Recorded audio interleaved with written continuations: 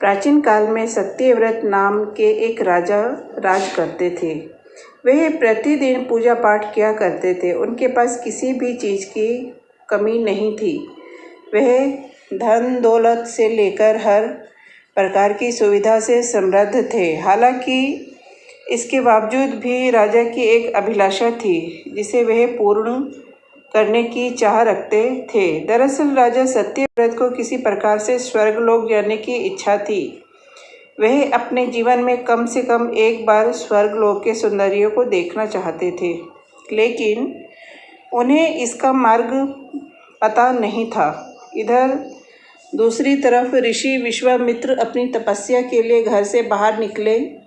चलते चलते वह अपनी कुटिया से काफ़ी आगे चले गए थे। काफ़ी समय बीत गया लेकिन वह नहीं लौटे। इस कारण उनका परिवार भूख और प्यास से तड़प रहा था। राजा सत्यव्रत को जब यह बात पता चली तो उन्होंने ऋषि विश्वामित्र के परिवार के पालन पोषण की जिम्मेदारी ले ली। कुछ समय बाद जब मुनिवर लौटे तो वे अपने परिवार को कुशल देख काफ़ी प्रसन्न हुए। उन्होंने पूछा कि उनकी अनुपस्थिति में किसने उनकी देखभाल की। इस पर ऋषि के परिवार वालों ने बताया कि राजा ने उनके पालन पोषण की जिम्मेदारी उठाई थी। वह यह सुनकर ऋषि विश्वामित्र तुरंत राजमहल पहुँचे और राजा से मुलाकात की।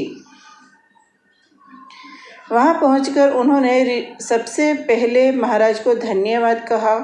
इस पर राजा ने ऋषि को अपनी इच्छा पूर्ण होने का आशीर्वाद मांगा। राजा की बात सुनकर ऋषि विश्वामित्र ने कहा, बोलिए महाराज, आपको क्या वरदान चाहिए। तब राजा ने कहा, हे मुनि, मुझे एक बार स्वर्गलोक के दर्शन करने हैं।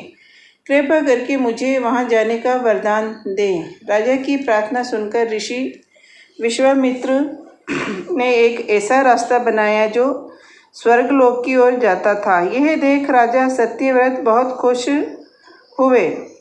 वे तुरंत उस रास्ते पर चल पड़े और स्वर्गलोक पहुंच गए। यहाँ पहुंचते ही इंद्रदेव ने उन्हें नीचे धक्का दे दिया, जिसके कारण वो सीधे धरती पर जा गिरे।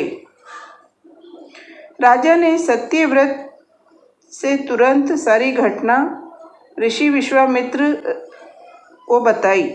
राज की बात सुनकर ऋषि विश्वामित्र गुस्से से आग बबूला हो उठे।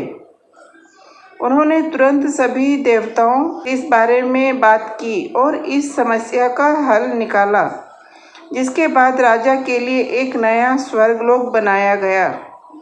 नए स्वर्गलोक को पृथ्वी और देवताओं के स्वर्गलोक के बीचों बीच स्थापित किया गया था, ताकि किसी को परेशानी ना हो। नए स्वर्गलोक से राजा सत्यव्रत तो बहुत खुश हुए, लेकिन विश्वामित्र को एक चिंता लगातार सता रही थी। उन्हें डर था कि नया स्वर्गलोक कहीं जोरदार हवा के कारण गिर ना पड़े। अगर ऐसा होगा तो राजा सत्यव्रत दोबारा से धरती पर जा गिरेंगे। काफ़ी सोच विचार के बाद ऋषि विश्वामित्र को एक उपाय सूझा। उन्होंने नए स्वर्गलोक के नीचे एक बहुत लंबा खंभा लगा दिया ताकि उसे सहारा मिल सके। ऐसी मान्यता है कि नए स्वर्गलोक के नीचे लगाया गया खंभा एक विशाल पेड़ के तने के रूप में बदल गया। यह नहीं, कुछ समय पश्चात जब राजा सत्यव्रत की मृत्यु हुई तो उनका सिर एक फल में तब्दील हो गया। तभी से इस खंबे को नारियल का पेड़ कहा जाने लगा। जब भी राजा का सिर नारियल के रूप में जाना गया, यही कारण कि नारियल का पेड़ इतना लंबा होता है। धन्यवाद। अगर आपको कहानी अच्छी लगी हो तो please like, share and subscribe जरूर कीजिए। धन्यवाद दोस्तों।